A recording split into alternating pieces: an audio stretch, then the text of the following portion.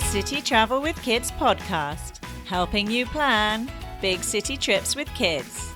Brought to you by Little City Trips. Hello and thank you for joining us for this week's City Travel with Kids podcast. I'm Marianne Rogerson and today we are talking all about the best travel products for traveling with kids. We're going to be talking about strollers, baby carriers, travel cots, pillows, kids' headphones, and much, much more. Today I'm joined by both my co-hosts, which is a bit of a treat. We have Kerry Hedrick in Abu Dhabi. Hi, Kerry. Hi, everyone. And Marta Correale, all the way over in Dublin in Ireland. Hi, Marta. Hi, everyone. Now, I say all the way over in Dublin because I am actually based in Sydney in Australia. So it's been a bit of a challenge trying to find a time zone that works for us all, together with school pickups and after-school activities and everything else that goes on. But here we are. We made it, ladies. Yay! So this week we are going to be talking all about travel products. Now we all know that traveling with kids can throw up plenty of challenges. But here at Little City Trips, we also know that having the right travel gear can go a long way to helping make life a little easier when you're on the road with kids. So today we're going to be sharing all our favourite travel gear with you and help you decide what is worth buying, what to look for with each product, and we're also going to be sharing some of our top recommendations with you. So between the three of us and our 7 kids, we've tried out a lot of different travel accessories over the years, believe me, and we've researched a whole load more. So hopefully we can pass on some of that wisdom to you today. Now we have a lot to get through today, but before we get started, I just want to remind you that if you want to be kept up to date with all our latest episodes, then don't forget to subscribe to the podcast. And if you have any questions about any of the products we discussed today, or you have any other family travel questions, you can come and chat to us in our Facebook group, City Travel with Kids. We would love to chat with you there. And of course, you can also find lots of travel tips and information on the Little City Trips website. Finally, I just want to let you know that you'll be able to find a copy of our show notes from today's episode on our website at littlecitytrips.com/podcast. And we will link to any relevant and useful information mentioned in today's episode there. Okay, so let's talk about travel products. I think we should kick off with one of the most important purchases you can make and a product that continually throws up questions in our Facebook group, and that's the travel stroller. Now, Kerry, I know you've been through quite a few travel strollers in your time. Why don't you start by sharing what you think makes the ideal travel stroller and what we should be looking out for before we buy? Thanks. Yeah, I have to make a confession up front. We've actually owned 8 different strollers over our 3 children. So, yes, guilty as charged. But we have learned an awful lot over the years about what makes a really good travel stroller. We started with a really clunky eye candy pram and then a bigger baby jogger. And we worked out over the years they are just not practical for traveling with kids. So we've actually found ourselves downgrading. And the last pram we owned was a Mountain Buggy Nano, which is one of the ultra compact prams. But what I might do is just talk everyone through what we think the essential features are in a travel stroller. Okay, great. So certainly being compact is really, really important these days when it comes to travel. But what you don't want to compromise too much on is comfort and I guess ride quality for your child. What I'm talking about particularly is the size of the wheels of the stroller. Mm-hmm. So in order to get your stroller compact enough that it can fit on a plane or fold up small enough to come on a bus with you, they have to give up on some features of the pram, and usually that's the size of the wheels. So just think when you're actually purchasing a stroller, do you need those big wheels, or is it more important to you that it's small enough to come on the aeroplane with you? Okay. The other thing I would look at too is whether the stroller can still recline. So some of the ultra compact models, you can't recline the child all the way back to sleep. So they're not appropriate certainly for your newborn category, and they're not really appropriate if your child still relies on their daytime naps. And with that, the other thing I would look at also is the sun canopy. So how far can the hood fold over? Is it still capable of being used as a proper napping stroller, or is it really just to keep the sun off their face? Yeah, because taking naps when you travel can be really important. And if you want to go out for dinner at night and things, it can be really handy to be able to recline the stroller and let the kids sleep, isn't it? Absolutely. And I look at, the first strollers that we had for our very first baby, and yeah, they were wonderful and they looked beautiful, but just not practical at all for travel. So you will compromise a little bit on that, but certainly something like the Mountain Buggy Nano or the Yo-Yo, they are definitely in a league of their own now when it comes to travel strollers. And those are the ones that can fold up and go in the overhead locker, is that right? That's right, yeah. So they normally will be a one-hand collapse feature, and they can fold down into 3, which makes them compact enough to fit on an aeroplane. Perfect. And the other thing, you mentioned the wheels. Now, I remember having a Bugaboo B in Zurich and trying to tackle the cobblestones there, and it was an absolute nightmare. So that's something to consider, isn't it? Where you're going to be traveling, whether the city does have cobblestones. And I think we mentioned this That's right. in the Rome episode as well. Yeah, it really depends. Then the smallest wheels go down as small as 5 inches, which are very compact. But yeah, as soon as you hit a curb, if they haven't got any suspension on the wheels as well, then yeah, you're going to have to put all your body weight to try and get them over the bumps. So really important to look at that wheel size and how much you're willing to compromise. Great. Okay, great advice. As we were saying, some cities and some sightseeing situations just aren't great for strollers. We mentioned it in Rome. We talked about it in the Hong Kong episode as well. So if you're traveling with very young kids or babies, we also swear by taking a baby carrier with you. For me, having a baby carrier was invaluable for being in airports or getting on and off trains or planes or, walking sleeping children up and down the plane aisle. Now, Marta, I think you're probably the baby carrier expert amongst us. Why don't you share some tips with us on different types of baby carrier and what works well for traveling? Yes, absolutely. Well, I am from Rome, so I hear you when you talk about cobblestones and strollers. And maybe because of that, I'm very fond of baby carriers. I use them at home and I always use them on our travels when, my kids were babies and young toddlers. Over the course of the years, we went through a few different types of carriers. They all worked really well. And the reason why I changed them over time is a little bit to accommodate, my growing kids, but also just because I like them so much that sometimes I just wanted to try different things, and have a new piece of gear, if I have to be honest. Some of them I just find they're pretty cute. The very first type I tried was a sling. So just a wraparound carrier. And that was a long piece of very good quality material. I believe it was called a Hugabub. And I used it when my son was born. It worked absolutely brilliantly because there's almost no bulk to it. It's just material. You can fold it really neatly. It goes into your luggage or even in your crossbody bag, really easily. And you just wrap it around yourself and your baby and you can go absolutely anywhere with it. My son loved it. He was like a little koala, against my chest. And it really relaxed. He was a terrible sleeper, and that was something that really worked. As you say, on the plane, that would allow me to have him really close to me and really quiet. And again, since there's no bulk, it was really good on all our travels, really. The second style of carrier we tried was a more structured carrier. It was a Baby Bjorn one. What I mean with a structured carrier is just a piece of equipment, with buckles. Basically, you buckle it up around your chest and shoulders. And the advantage of it is that it just very easily kind of spreads the weight of your child on your body. So there's no pull or strain on your chest and shoulders. My son loved it. He loved it when he could face me when he was tiny, but he also really liked to be able to sit and face outside. So as he grew, from infant to a bigger baby, a more curious baby, it was really nice for him to be able to look out and still be close to me. So it's one I would really recommend for infants and young toddlers. And then when my daughter came along, I got a third carrier, which was an Ergo Baby Organic. And that was a great one. She was super fond of it. She was never out of that thing. I think I wore her for years.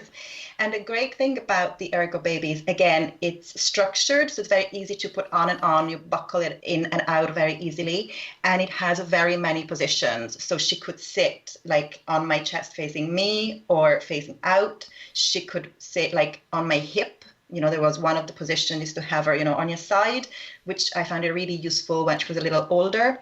And you can also carry them on your back. Backpack style. I personally, for my body shape, the back position wasn't great, but I have friends that I gave the Ergo Baby to and used this back carrying position very often. So it's really individual what works for you and what doesn't. Yeah, we used a baby carrier a lot when my kids were little as well, when we were traveling. I tried a few different ones, the Baby Bjorn and the Ergo Baby, mainly because I kept leaving them on the train or in a hotel room. Oh, no. Had to keep buying a new one. But the one thing I would add to that, having lived in Singapore for so long where it's really humid, is if you're going to be traveling to a hot or humid country, is to look for one of the lightweight mesh ones, because it makes a real difference. Because when you're carrying a child on your chest in a baby carrier for so long, it can get pretty sweaty. Yes. That's true. And actually, another thing I want to mention that we actually tried a fourth type of carrier, which is the very strong structured ones, with a metal frame. Like a hiking backpack thing. Yeah, it's like a hiking backpack. Now, some, fun enough, are made specific for city travel, and that's why like they picked my attention. And we had one of them that my husband was quite keen on carrying. Like he found, the more traditional baby carriers, like the Ergo Baby, he didn't love them on him, but he was super fond of this sort of a structured one.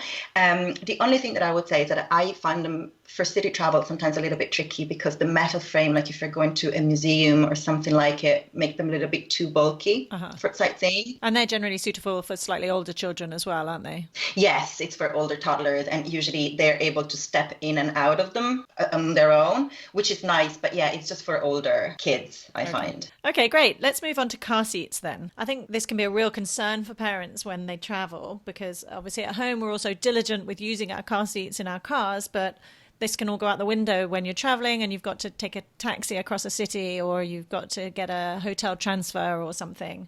So talk to us about car seats, Kerry. Yeah, this has been a really tricky category for us over the years. And obviously going through 3 children, we've kind of always been at one of the different car seat stages. And I think it's really dependent on which city you're going to and the laws which are in each of the countries. So a lot of the travel we do is back to Australia. And when we do that, there's obviously quite stringent laws in Australia about what you can and can't get away with. When we have those big trips to Australia and we're in places like Sydney, we've got no choice. We really need to take the big, bulky car seats with us. Whereas when we go to somewhere like Asia, we found the first time we took one of our big bulky car seats with us, there wasn't actually a seat belt to attach it to the seat with. So you need to do a fair bit of research before you travel as to what you can practically use. Yeah, that makes me laugh because, I think Asia particularly is notoriously not good with car safety laws. No. I find it works really well when you're at the baby capsule stage because it's quite easy to take a baby capsule with you and strap it in or place it in a car so the child is still safe. And it gets quite a lot easier when they're at the booster seat stage because there are a number of booster seat type products you can pack. It's that in between sort of 1 to 3 year old stage is really awkward. Yeah, and I haven't even ever found a solution for that either because like you say, the booster seats are from age 3. The other ones they kind of grow out of by the time they're 2. And between the age of 2 and 3, it's very difficult, isn't it? So I think really you need to do your research on where you're going and just accept that some trips will be more difficult than others. We've very much moved into the booster seat stage now, which has been great because there's a number of different brands which come in quite convenient roll-up type products. My older kids have been using the bubble bums for the last couple of years, which roll up really quite small. Yeah, and I think you used to use one in Hong Kong as well. Yeah, we've used the Me Fold or the My Fold, I never know how you say it. And that's like an interesting one because instead of boosting the child up to fit the seatbelt, it brings the seatbelt down to them. So you kind of clip it in across the chest and across their lap. And I find it brilliant. It folds up really small. I can put 2 in my handbag even if I took the kids out in taxis in Hong Kong. That's a really good one as well. Yeah, and that's the real challenge, isn't it? If you're only on a city break, you're most likely only jumping in taxis rather than having a hire car. So yeah, something you've really got to weigh up with that age group is whether you hire your own car or you rely on taxis. Yeah. And the other thing I think that seems to have come about more recently, it was never a concern when my kids were babies, and I've actually never seen it myself, but I do see conversations come up time and time again in Facebook groups, and that's about using car seats on the plane. Do you know anything about that? No, I believe it's more of a US thing. Because in the US, when you fly with a lap infant, they don't give you the extra attachment that goes on your lap. So I think from a safety point of view, they find using car seats on the plane safer. I can say we have never used a car seat on a plane because my children prefer to lie down flat. So that's just my personal opinion. Whether it's the safest method, I'm not sure. Yeah, well, I have actually done a bit of research into it for an article recently.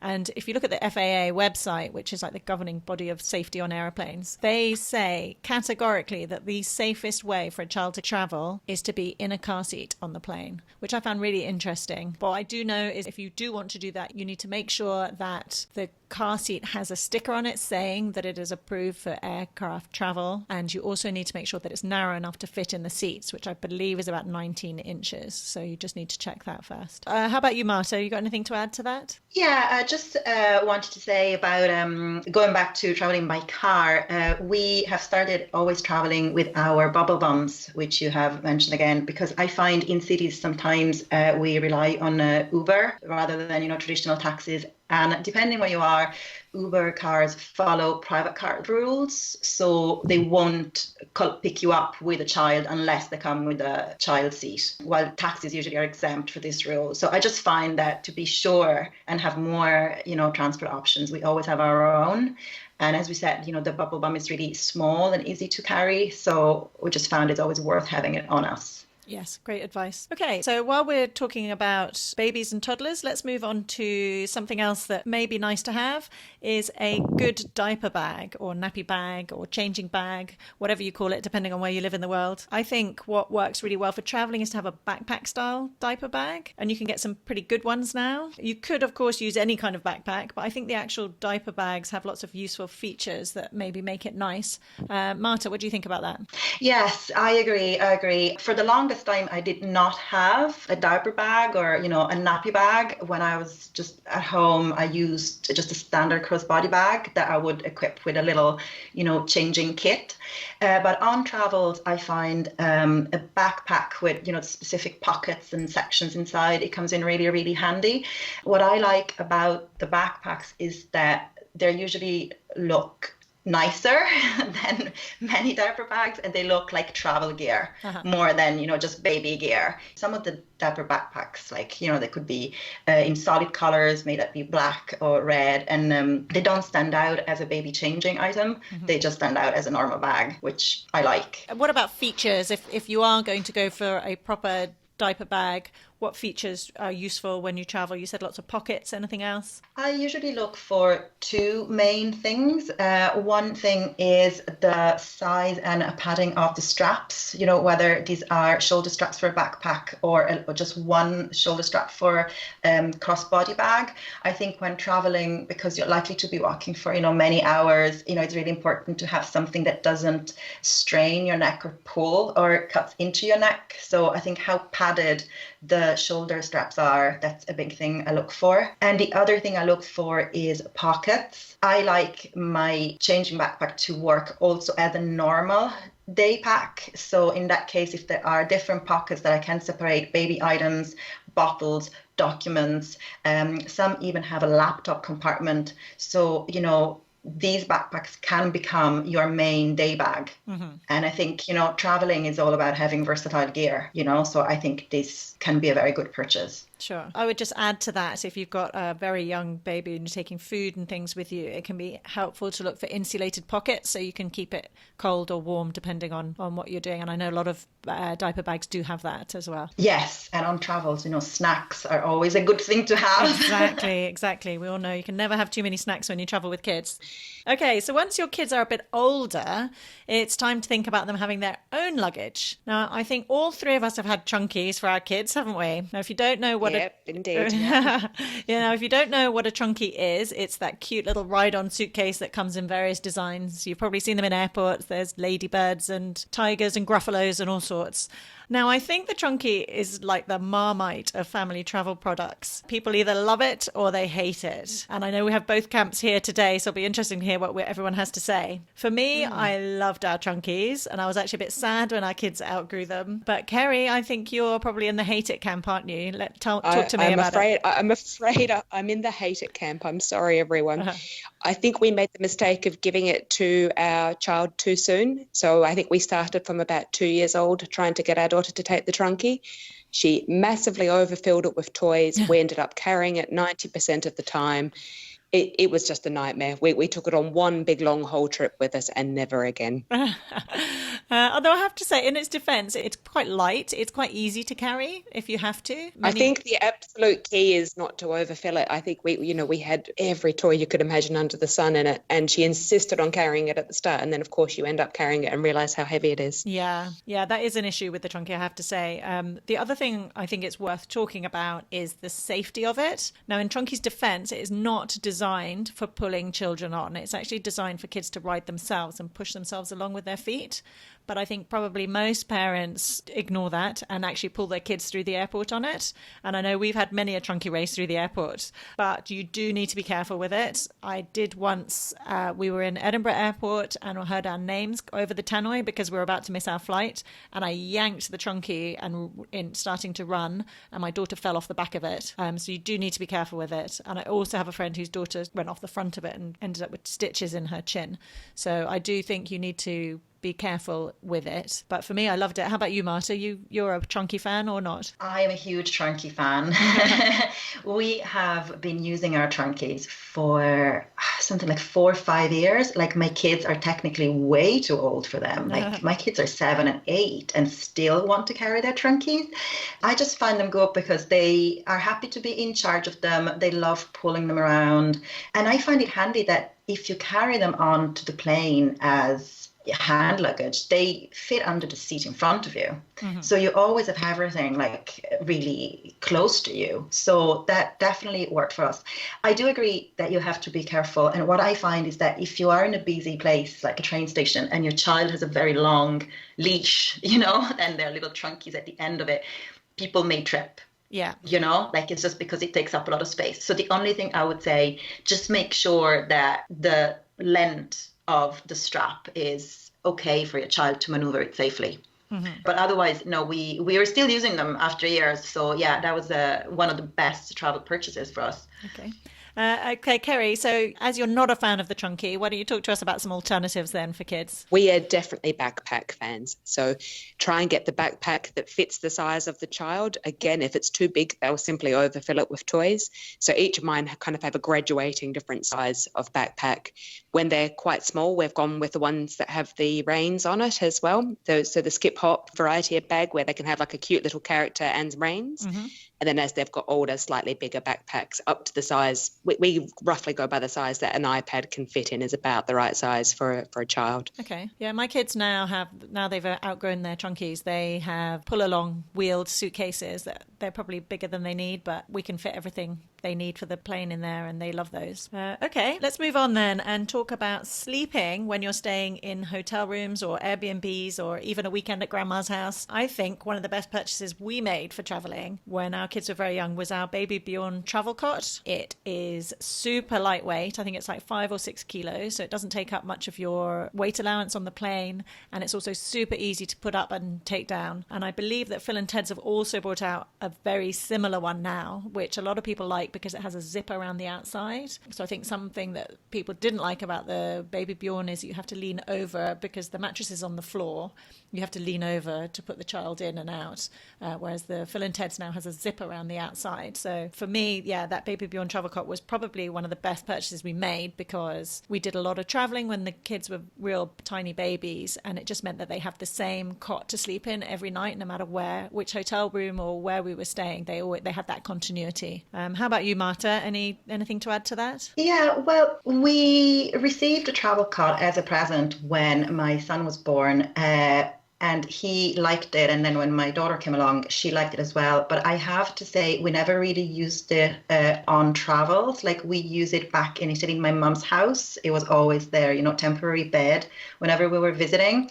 But the type we had, it was a traditional pack and play. It was a bit bulky. So it never really came with us, let's say, on planes. Although it always folded really small. So for a car trip, road trip, that I completely agree. It is nice for the child to have their own bed. For longer journeys, like when we did use cots, we relied on those that hotels often provide. The problem you have with that is you never know what you get. Sometimes you get really nice, clean ones, and other times you're going to go, I'd actually rather just go sleep. So it's always, I think having your own can definitely be worth it. One product that we didn't try because I didn't know it at the time, but I have friends that really love it, is the small sleeping pods for, infants and really young kids. They look like little tents. And I think they're really cute because, I think they just lie on the floor, they have a little mattress, and they make the child really cocooned, in a nice way. So I think for small children, those could be nice to have, and they're super light to carry, and they also come with little, kind of mosquito nets type of protections, which can be good, I think, in certain climates. So you can put them by the pool while you're sitting on your sun lounger. Yeah, exactly. I do think they do come with UV protection as well, which is why I say that.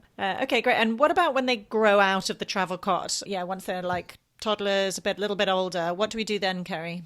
Something that we've tried to do is where you can shove pillows underneath the blankets in a normal bed. So just to stop, if you've got a child particularly that likes to roll, you can use that method, which is really quick and easy to do in a hotel room. Mm-hmm.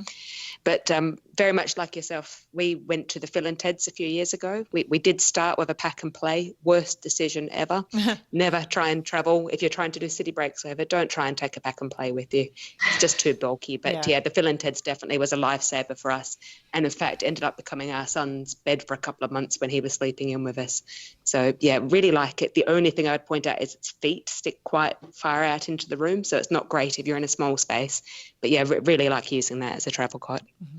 And I think also you mentioned putting pillows in. I think you can also buy blow-up tubes that are specifically to stop children rolling out of the bed if you wanted to actually buy something official for that. We also, once our kids outgrew the travel cot, we brought little blow-up beds as well, and blow-up travel beds, which we took with us, and they were great for hotel rooms that you could just put them on the floor and they could sleep like a little blow-up camping bed. And there's quite a few. We actually tried that at our friend's house. We actually tried to use one of those double-style bunk beds. Either we were being silly or it just did not work at all. So if you are going to invest in one of those, definitely try and use it before you travel somewhere with it. Yes, good tip. Right, let's talk electronics for a bit, as it seems you can't escape that these days. Now, I know the iPad can be another item that causes strong opinions amongst parents.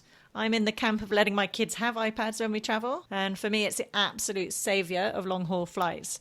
How about you, Kerry? What do you reckon about that? Yeah, absolutely. We started with a hand-me-down iPad, but of course we've got 3 children, so we had to work out a way for each of them to have something. So we've now moved to the Amazon Kindles, and we've got them set up on Android. So the same as you could get like on an Android phone, we can get the same apps on our Amazon Kindle. That's probably our number one electronic item, very closely followed by battery packs and converter kits. We probably pack more electronics now than we used to pack nappies and baby supplies back in the day, to be honest. Even if you're there for a short trip, I guess you still need the same amount of wiring and devices with you. But the main thing I would suggest is to try and get everything on the same network. We've got a number of years being split between Apple, Samsung, Kindles, and all different cords for everything. So if you can try and get your family down to one type of device or one type of cord, it's really helpful. Yeah, that's a good tip, actually. And the other thing is having an adapter that can charge several USB connectors. Absolutely. So you can charge them all at once. We've actually picked up on our travels over the years a power board, and it's got USB points in it plus international adapter points in it. So that's probably one of the most useful things that we pack and carry with us. Yeah, absolutely. Now, another thing that goes along with iPads is headphones. Now, I'm going to put out a plea to all parents here. Please, please, please don't be that parent who lets their kids watch an iPad on the plane at top volume without headphones. I once took a flight before I had kids from Sydney to Singapore, and there was a small child sitting next to me watching Dora the Explorer top volume on repeat for about 4 hours.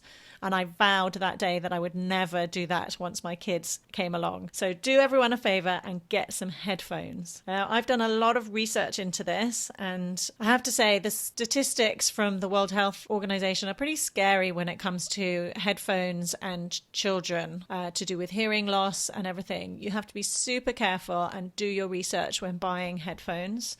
I think the most important thing is that they need to be volume limiting, because it can be so damaging to their ears to listen to volumes over the recommended limit. The other thing that I did find when doing my research is if you buy noise cancelling headphones, it makes a big difference, especially if you're on the plane, to cutting out ambient noise so that they don't need to turn their headphones up so loud. And interestingly, wireless headphones, the volume limiting works much more reliably than wired headphones. I think the main thing to say is go for the best quality you can afford, because it's not something you want to be scrimping on when it comes to your child's hearing. Marta, I think you have a couple of recommendations for us. Yes, I absolutely agree with this. I just think, with children, it's easy to let them have an iPad and a pair of headphones without volume limiting capabilities, and they just, yank it up to the maximum just to block out the noise around them.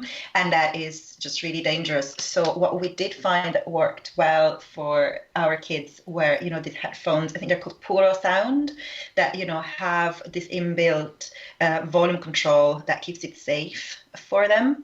And yeah, I agree, like it is worth spending a little more on them. And if you can get the noise cancelling element with them, it just makes a really good kind of hearing experience for your child. What I would say that really worked for our kids was to make sure that the shape of the headphones like fits nicely around their ears. The very first time we were on a plane, we just gave them the normal kind of plane headphones, the little earbuds, and they're just not suitable for kids. They don't have the volume limiting capabilities, and they just fall out of their ears all the time.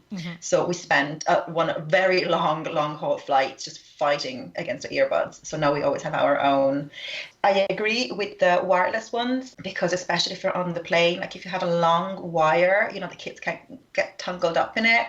And, when you mix that with, an open tray and food, just you are bound to spill your orange juice, So that's a big thing. Yeah, and I also think the way that technology is going, like already the latest iPhones don't have a headphone socket. It's all going with Bluetooth. And I just think that it's actually worth investing in wireless ones anyway, because that's just the way things are going. Yeah, I think with technology, like if you can just, get the best, because all the rest will be outdated quickly enough. So I would agree, yeah. Okay, how about travel pillows then? Now, there's a couple of different types of travel pillows I'd like to cover. There's the neck pillows, and then also there's those leg pillows that inflate to rest your legs on. Kerry, you're pretty good on travel pillows. Talk to us about those. Yeah, we've been fortunate enough over the last couple of years to trial several different products. We were one of the lucky first families who got to try out the Jet Kids bed box when that was first released. So what that is it's kind of similar to the Trunky in terms of how it looks. So it's like a pull-along suitcase, but on the airplane you can open it up and use it as a flat surface to try and make a bed for a child. It's ideally suited to sort of your under 6-year-old who can still sleep sort of sideways and curled up. We found it was really good, but same issue I have with the Trunky, it's a large pull-along object. And then when I got to my destination, what did I do with it? Where did it fit in the car? So yes, it's great, works on the plane really well, but I'm not sure in terms of a practical traveling object, is it worth the extra bulk to bring with you? Yeah, we tried out the rival to that, which is the first class kid travel pillow. And I have to say, we loved them. And they are inflatable, so you can squish them down, and we could put them in our kids' hand luggage. And they were brilliant. And our kids loved them and still want to use them, even though they're probably too big for them now. But a very similar competitor product we got to try was called Cushy Kids. Okay. And it's the same thing. It's an inflatable product, and it works a lot easier because it's just inflatable, but it does use a lot of puff power, but rolls up very small in your backpack as well. And the other thing I would add about those inflatable leg cushions for the plane, as much as we all love them, unfortunately a lot of the airlines don't, and quite a few have actually banned using them now. So if you are considering getting one, you should really check with the airline before you travel whether it's allowed or not, which is unfortunate because they are a massive lifesaver for parents on long haul flights, but there you go. Okay, and then the other type, of course, is the neck pillow, your traditional neck pillow. Marta, do you have any experience with those? Yes. Now, we never used, the footrest pillows that you were talking about, but we are quite fond of our neck pillows. Like my kids really like those made by Trunky, actually, again. And they are, the traditional shape of a travel pillow. So you just wrap it around your neck, and that helps you, support your head whenever you fall asleep or if you just want to have a little rest. They work really well for us, made long haul flights much easier. And the one thing I would like to say is that it is worth buying those that are specific for kids, because I gave my own to my children at the very start before buying some for them, and they're just too bulky. An adult neck pillow pushes their neck too far forward, so it becomes really bad for their posture and can even cause, kind of damage to, their neck and shoulders. Yeah, that's great advice. I think the adult neck pillows tend to be made of memory foam, and the kids' pillows are made from like microbeads, which are much softer and more malleable, aren't they? Yes, and much lighter. Yes. Okay, now the last item I wanted to talk about today is a portable high chair. Now, when my kids were younger, we did have the tot seat, which is one of those fabric ones designed to attach to any chair, and then you kind of strap the kids to a normal dining chair. We did find that useful when we were staying in holiday apartments or things that didn't have high chairs in them. How about you, Marta? Do you have any portable high chairs? I have to say, I have mixed feelings about the portable high chairs because I absolutely agree. If you're getting an apartment or a rental house for a holiday, then I think it is really nice to have for your meals. But I did find if you're eating out in restaurants, I kind of struggled to find a good kind of high chair that would work, and with different chairs and tables. So what we looked into at the beginning were the clip-on high chairs. They're like little seats that are structured and you clip them to the side of the table. Mm-hmm. They are great at home and for younger kids, I find, but they only work with certain type of surfaces. So if you're going, to a small cafe in Paris, like that type of high chair would not really hold with the smaller table. So as an alternative, we looked at fabric ones. So the ones that you just strap around, the back of the restaurant chair, and then they work as a harness for a kid. And those worked a little better. But I have to be honest, I wasn't in love with any of them specifically. So for me, like the jury's still out on travel high chairs. Yeah, I agree. I think it's maybe nice to have, but I wouldn't say it was an essential. And I think a lot of the time, if you're eating in a restaurant, it's just as easy to pull the kids' buggy up to the table sometimes, isn't it? Exactly. And it very much depends where you are as well. Like some places have high chairs ready available. Like in Ireland here, maybe I'm spoiled, but most restaurants would have high chairs if you ask them. I know in other countries it's harder. But, between what is available and, keeping your child in your lap or the stroller, it always worked out for us. Again, the exception I would make is if you are in a holiday rental, because in that case, even just for breakfast and everything, you don't really want to pull, the stroller up to the kitchen table. Sure. You do want a high chair. And in that case, I know like people really like, the clip-on Kiko high chairs, or there's got one by Phil and Ted's, I believe it's called the Lobster. And, if you have the right type of table, those work really well. Mm-hmm. Okay, great. Right, I think we've exhausted all our favourite travel products. Before we go, let's share our one pick of a favourite travel product. Marta, what would yours be? I'm going to be controversial here, and I'm going to choose the Trunky. Mm-hmm. The Trunky ride-on suitcase it just worked so well for us. I have to give it to them. We love it. Yeah, I love mine too. And how about you, Kerry? I think over the years, the most useful thing we've ever used is the Ergo baby carrier. It's lasted us for years and it's the most useful thing when you've got young kids. Great. My vote would go to the Baby Bjorn travel cot because we just used ours all the time and it was great. Okay, great. Ladies, it was great chatting with you today. I hope that all our listeners found lots of useful information in that today.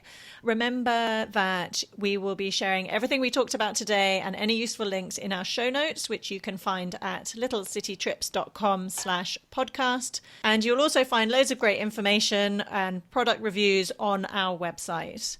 If you have any questions following today's episode, you can also jump over to our Facebook group, City Travel with Kids, and we can chat more about travel products or any other questions you have about family travel there. And remember, if you don't want to miss the next episode of City Travel with Kids, subscribe to the podcast. Until next time.